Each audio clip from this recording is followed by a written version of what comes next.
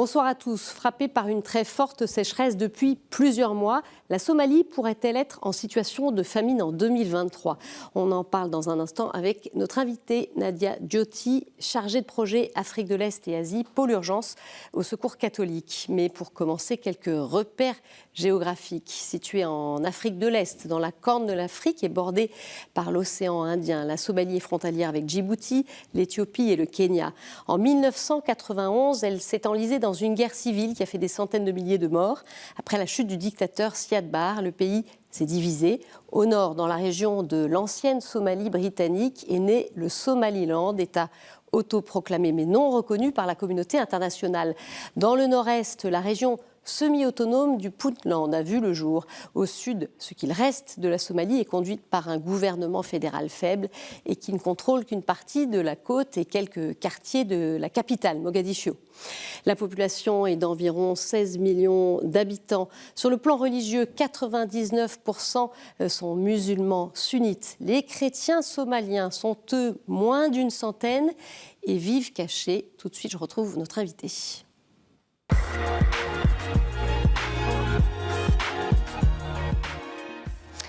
Nadia Djoti, bonsoir. Bonsoir. Alors, on va revenir tout d'abord sur cette actualité qui date du 4 janvier, ce double attentat à la voiture piégée. Il a été revendiqué par les Chebab, qui a fait un certain nombre de morts. Les estimations sont assez imprécises pour l'heure. Attentat dans le centre du pays, ce qui veut dire que la Somalie, finalement, reste extrêmement instable d'un point de vue sécuritaire. Oui, tout à fait, tout à fait. On a eu, vous aviez mentionné un chaos à partir de 91. Il n'y a pas eu de gouvernement jusqu'en 2012.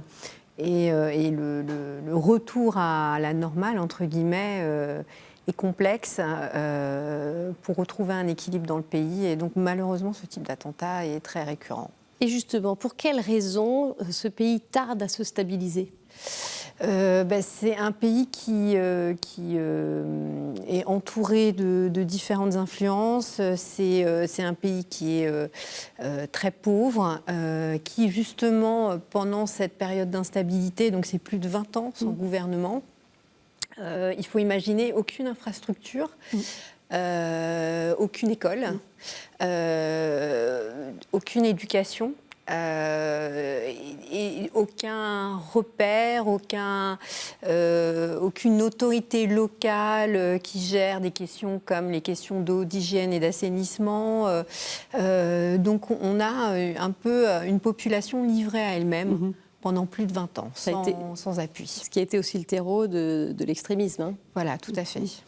Alors, on va évidemment revenir à la situation humanitaire très préoccupante qui frappe le pays depuis plusieurs mois. On va faire le point tout d'abord avec Paul Ely, directeur Somalie pour Trocaire, l'agence de l'Église catholique irlandaise qui fait partie de Caritas Internationalis avec laquelle vous travaillez. On l'écoute, on en parle juste après. We've had a fifth consecutive failed rainy season, and the projections are now for a sixth failed season from March to June of 2023, which is going to have a desperate impact. Already, over 50% of the population are affected. Hundreds of thousands of children have lost the opportunity of going to school on a regular basis. They've had to leave school. There's been significant cases of children getting married early, girls being sold off for early marriage and losing their childhood. But there have been many, many hundreds of thousands of children who've been impacted. The best protection for them, of course, is to stay in school, particularly girls. And so we've had a very specific focus on girls' education over the past number of years and have been able to protect girls from entering early marriage and from the worst consequences of humanitarian crises such as the one we're facing at the moment. Alors, ce qu'on ne mesure pas forcément, finalement, c'est qu'une crise humanitaire n'est pas simplement une crise alimentaire. Elle a un impact qui est extrêmement vaste. Tout à fait, à énormément de niveaux. On a, alors qu'est-ce qui fait une crise alimentaire ? On a notamment 3,5 millions de têtes de bétail mortes en un an. On imagine, c'est des populations, c'est des éleveurs. ils ont perdu toute ressource financière. Ils ne peuvent rien acheter d'autre, ils ne peuvent pas s'alimenter. Et Paul parlait de l'impact sur les jeunes filles. Malheureusement, les jeunes filles lorsqu'elles se marient, c'est une dot. Donc c'est un moyen de revenu. Dans une crise, ça veut dire qu'on va marier les filles de plus en plus jeunes, qu'on va les déscolariser, et elles se retrouvent aussi, via ces mariages précoces, dans des situations de violence. Et aussi, en les déscolarisant, ce qui a aussi un impact important, c'est notamment apprendre à lire et écrire pour une fille. Plus tard, pour une femme, c'est connaître les gestes de base pour sauver un enfant qui est en malnutrition. Si elle sait lire et écrire, elle peut lire un encart sur quels sont les premiers gestes, à quel moment elle doit emmener son enfant à l'hôpital ou dans un centre de nutrition. C'est vital. Donc, continuer à entretenir l'éducation des jeunes filles, ça a un impact au moment de ce type de crise. Et comme on l'a vu, ce n'est pas la première fois et ce ne sera pas la dernière fois que ce type de crise se produit. D'un point de vue alimentaire, quelle est la situation ? Alors, on est dans un... Donc, Paul mentionnait que la crise dure depuis 2021.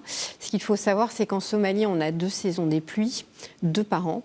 Depuis 2021, donc ça fait, on entre dans la 5e en 2023, et les estimations ont déjà été faites où il y a très peu, voire aucune pluie.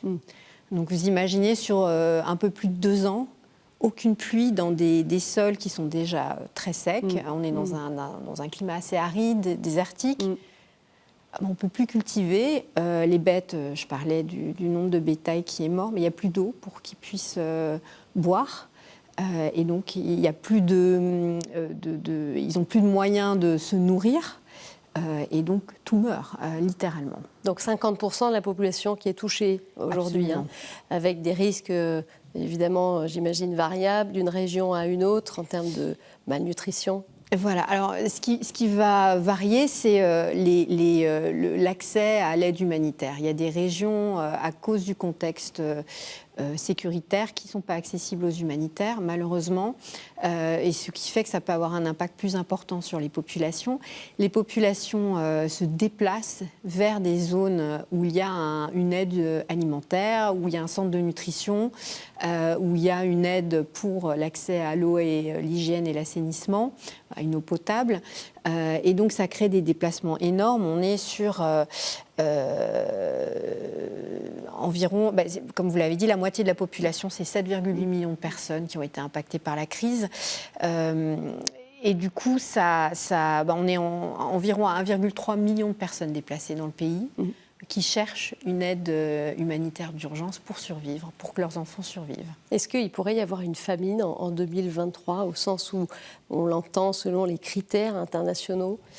Tout à fait. On était très proche en juin dernier. On a en fait... le mode de fonctionnement humanitaire, c'est qu'il va y avoir une évaluation des besoins qui est faite conjointement entre les Nations Unies et différentes agences humanitaires par rapport à qui intervient dans quelle zone. Et ils organisent ce qu'on appelle des clusters.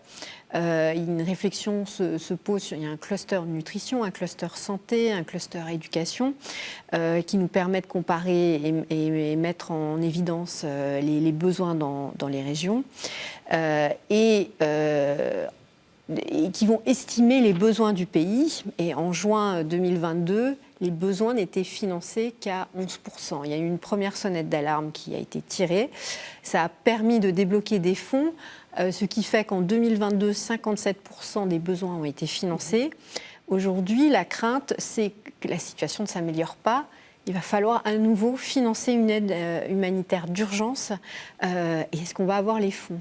Et quand je parle des fonds, c'est en règle générale, c'est au niveau international, avec des crises qui se multiplient un peu partout. Ça devient complexe de pouvoir répondre quand on sait qu'on ne peut pas relancer, on ne peut pas mettre en place par exemple des programmes de résilience sur le terrain. On ne peut pas distribuer des semences pour que les gens puissent replanter. parce qu'il n'y a pas de pluie. Faute Il n'y a pas d'eau. pluie, voilà. Voilà, exactement. Donc on est un petit peu à court de moyens pour aider la population à reprendre le contrôle de leur vie, ce qu'ils souhaitent. Alors vous évoquez évidemment la conjoncture internationale et les crises. Évidemment, on pense à l'Ukraine. Ça a été quoi l'impact de la guerre en Ukraine pour la Somalie ? Alors l'impact en Ukraine a été très important puisque, ce qui est très peu connu, on a entre 2007 et 2019, il y a eu 47 millions de tonnes de céréales qui étaient importées par l'Afrique de l'Est depuis l'Ukraine et la Russie. Donc extrêmement dépendant de ces des deux céréales qui viennent d'Europe de l'Est. Un système qui a été mis en place, donc, comme je l'ai dit, depuis 2007 et qui crée une très grande fragilité. Et le problème, c'est donc des personnes qui perdent leur bétail, qui n'ont plus de revenus et qui en plus voient les prix des denrées alimentaires exploser. Et ça dépasse ce qu'on vit, nous, déjà difficilement en Europe, quand on n'a plus aucun moyen. Et on a aussi donc des populations qui sont aussi dépendantes, c'est leurs habitudes alimentaires sur ces céréales, que ce soit du maïs, du blé, et qui en ont besoin pour survivre. En dehors de ça, on a la question du financement. On l'imagine bien, on n'a pas des moyens illimités pour financer l'aide humanitaire. Et une grande partie des fonds, ce qui s'entend, a été dévolue à l'Ukraine. Réattribué à l'Ukraine. Voilà. On va parler un mot sur la situation des chrétiens. Alors c'est une toute petite communauté, on le disait, ils sont moins d'une centaine de Somaliens, mais il y a aussi des chrétiens travailleurs étrangers. Il n'y a plus de prêtres dans le pays en raison de l'insécurité. C'est monseigneur Giorgio Bertin, qui est administrateur apostolique de Mogadiscio, qui est le pasteur de cette petite communauté. Il a dû quitter la Somalie en 1991, au moment de la guerre civile, mais il se rend depuis Djibouti de temps à autre, discrètement, à Mogadiscio. Il y était justement en décembre. On écoute son témoignage. Et quand on parle de chrétiens de Somalie ou en Somalie, il faut penser qu'il y a des chrétiens locaux, c'est-à-dire somaliens, et il y a des chrétiens étrangers qui se trouvent à l'intérieur des ONG, des forces militaires de l'Union africaine et des agences onusiennes. Pendant ma visite, moi, j'ai soulevé aussi la question de voir un lieu de culte, même à l'intérieur de l'aéroport, de la zone aéroportuelle. Mais la réponse qu'on m'a dit, que ça aurait créé des ultérieurs problèmes à un gouvernement qui reste encore très fragile. Mon espoir est que vraiment on puisse voir un gouvernement capable de gouverner et capable de servir sa population. Une fois que ces deux aspects sont mis en place, alors l'aspect aussi religieux peut être traité dans une manière plus appropriée. Voilà, les chrétiens qui finalement vivent dans des situations compliquées, cachées. Hein. Oui, tout à fait. Vous l'avez dit au début de l'émission, c'est un pays musulman. 99% de la population est musulmane.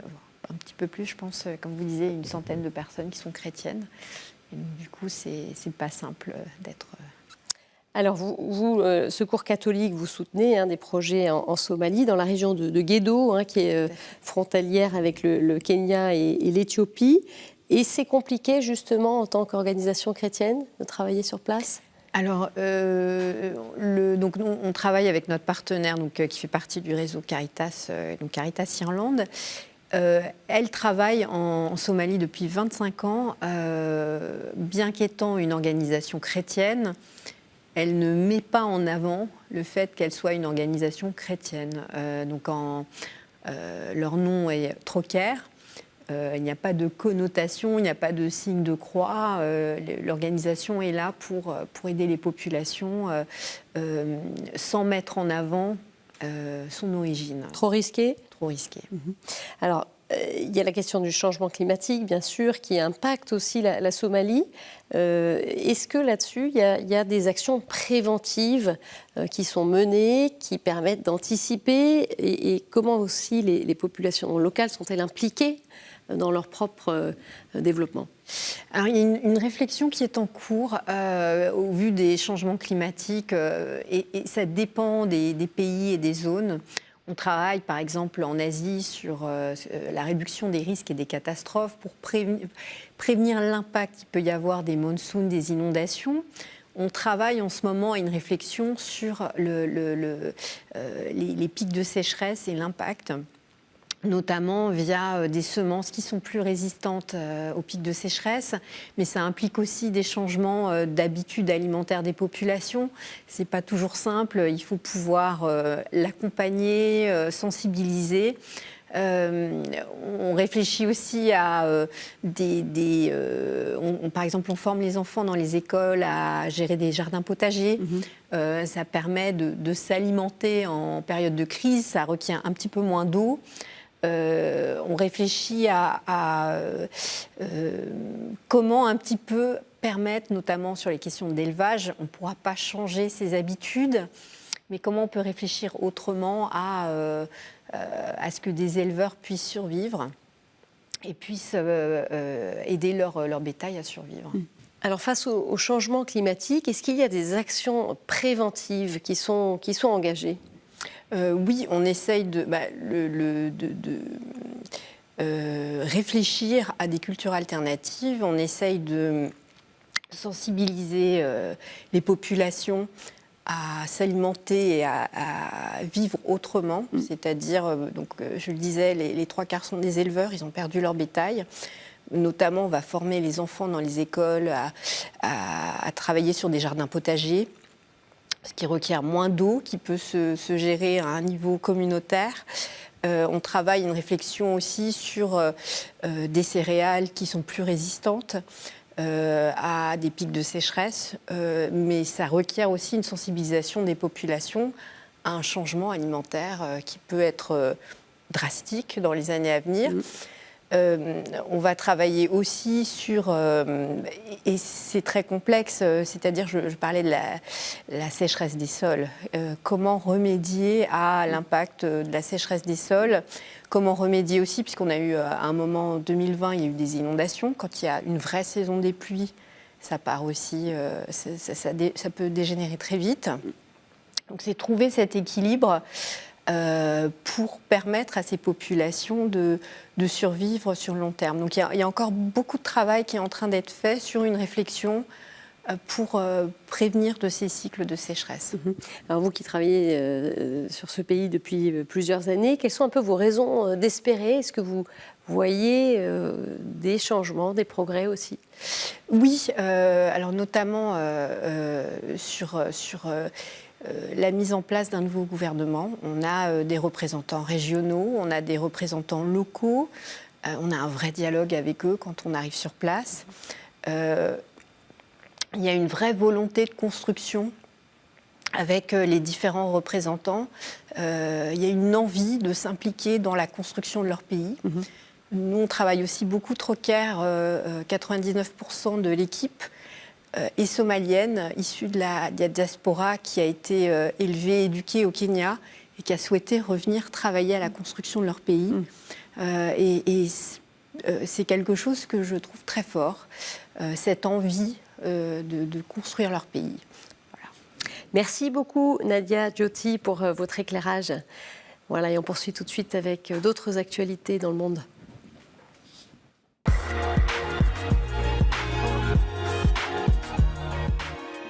Et bien sûr, cette journée du 5 janvier est marquée par les funérailles de Benoît XVI qui ont été célébrées ce matin devant plus de 50 000 fidèles rassemblés place Saint-Pierre, présidée par le pape François.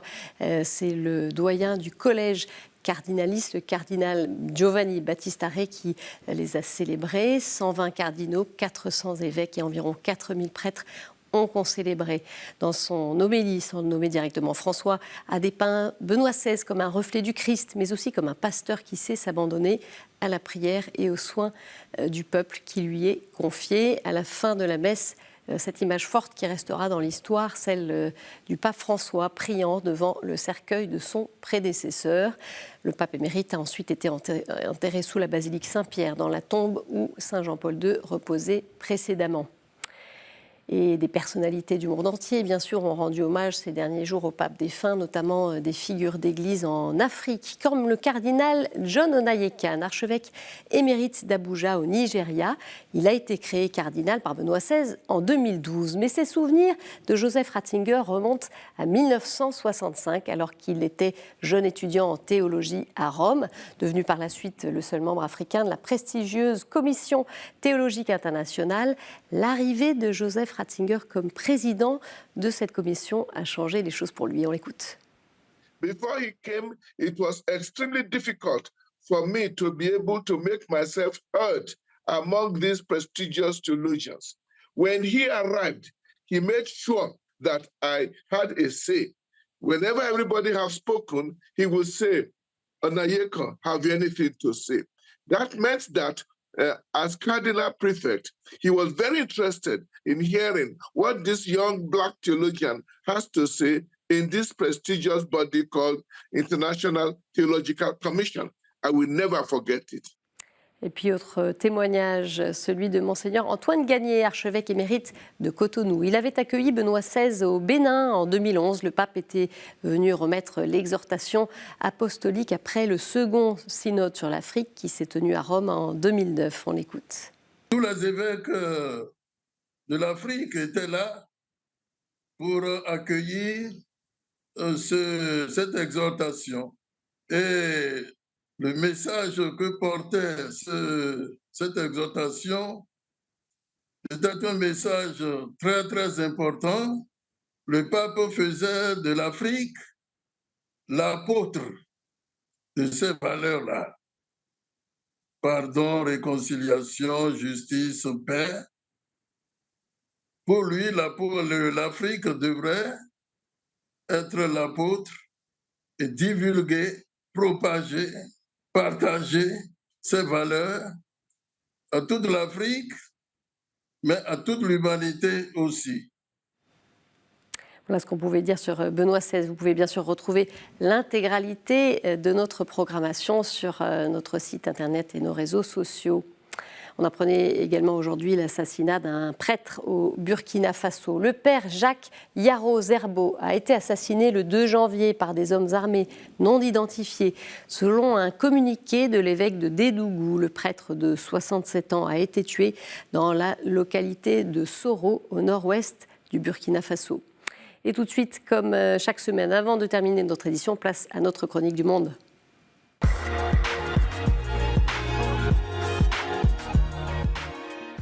Aujourd'hui, nous retrouvons depuis la Terre Sainte le père Ibrahim Nino, directeur du bureau des médias du Patriarcat latin de Jérusalem. Aujourd'hui, je vais vous parler de mes 6 ans en paroisse, dans un petit village de Palestine situé au nord de Jérusalem, appelé Zabapé. Là-bas, j'étais à la fois curé de la paroisse et le directeur de l'école. Quand j'étais prêtre de la paroisse, je m'occupais d'organiser toutes les activités avec l'aide d'un prêtre assistant et des sœurs du rosaire, ainsi que des laïcs répartis dans différents groupes de travail, tels que les scouts ou les mouvements de jeunesse chrétienne. 2 fois par an, nous nous réunissons pour organiser le semestre.